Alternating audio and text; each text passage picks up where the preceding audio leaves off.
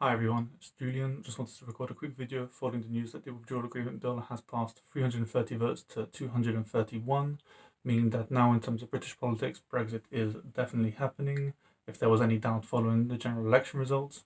And now the next steps for this to be finalised are for it to go on to the European Parliament, where it must be ratified by all members of the European Parliament, but it's expected to do so with very little trouble.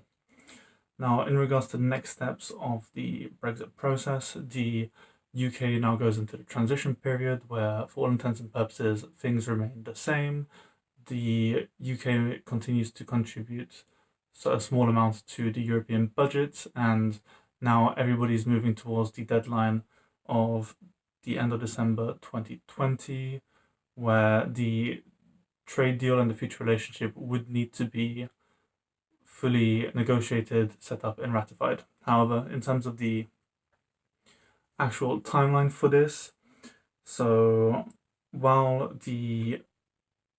EU27 must agree a negotiating mandate and are aiming for March the 1st for Michel Barnier to open negotiations with the United Kingdom on behalf of the Commission and the European 27,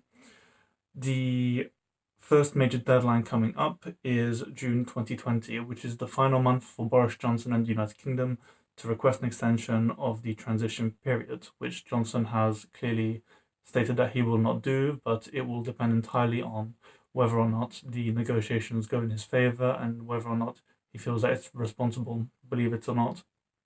to set the deadline for December 2020. The next major deadline, and this is the important one, is November 26th, 2020, which, according to the European Commission,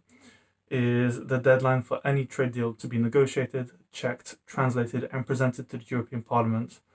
for their final session of the year, which is where they will state their agreement or disagreement with the deal. And this is a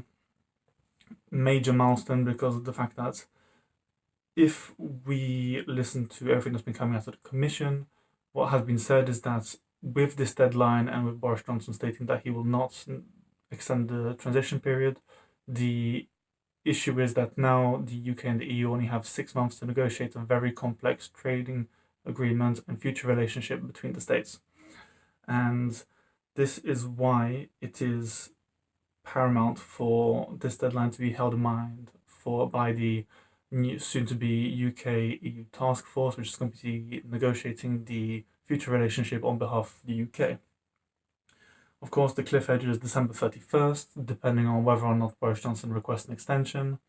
However, as we have seen recently, the EU would possibly grant an extension if it was requested later than June 2020, depending on whether it was seen to be in its favour. Now, the EU27 this morning in Stockholm, through Michel Barnier,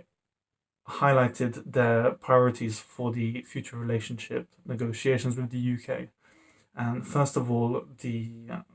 EU27's priorities are a basic free trade agreement on goods. Second, a level playing field between the UK and the EU. Third is fisheries, which is very important to Emmanuel Macron in France. Four would be internal security, and fifth would be external security. However, the lack of preparation on the UK side and the fact that the UK has yet to define its priorities means that we don't have an equal point to compare these two. However, we can assume that likewise the free trade agreement will be at the top of their list, and fisheries will be quite high on the agenda considering the political capital that has been spent on discussing this and pushing for this within the international media arena. However, of course, we cannot assume what will be done in the meantime, so we will need to wait and see what the UK comes up with and, in effect, what happens next.